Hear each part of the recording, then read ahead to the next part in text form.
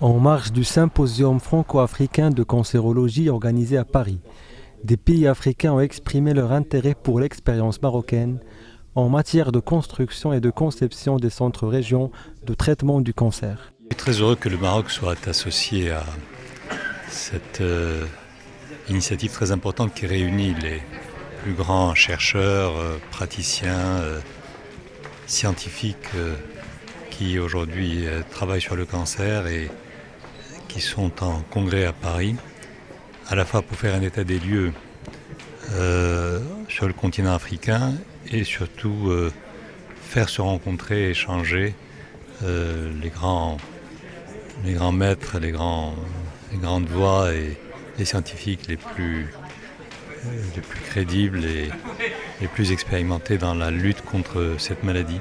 Le Royaume dispose de centres de haut niveau outillés avec la technologie innovante en matière de traitement du cancer et avec une stratégie basée sur 4 axes, à savoir la technologie, la formation continue, le dépistage précoce et la recherche clinique. Nous avons aujourd'hui, avec la présence de la délégation marocaine et surtout ce qu'on a présenté hier, notre projet qui est réalisé sur 4 pôles.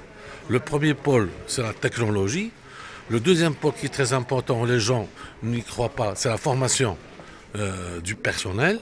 Alhamdoulilah, la formation du personnel, nous l'avons formée nous-mêmes, avec l'aide un peu européenne.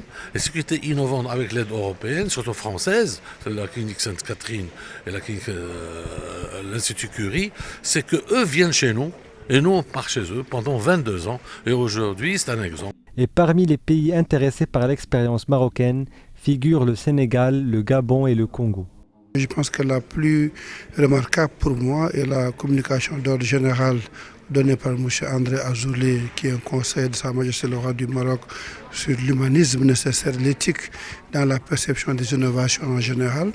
Et surtout que nous avons la participation d'un très fort contingent de collègues marocains qui sont extrêmement engagés dans le développement du traitement du cancer, surtout des radiothérapeutes qui offrent, à mon avis, en milieu africain des moyens qui sont plus ou moins semblables à ce qu'on peut retrouver dans la plupart des pays européens. Cette rencontre a permis à la délégation marocaine de donner un aperçu sur les travaux et recherches réalisés récemment au Maroc en matière de traitement du cancer.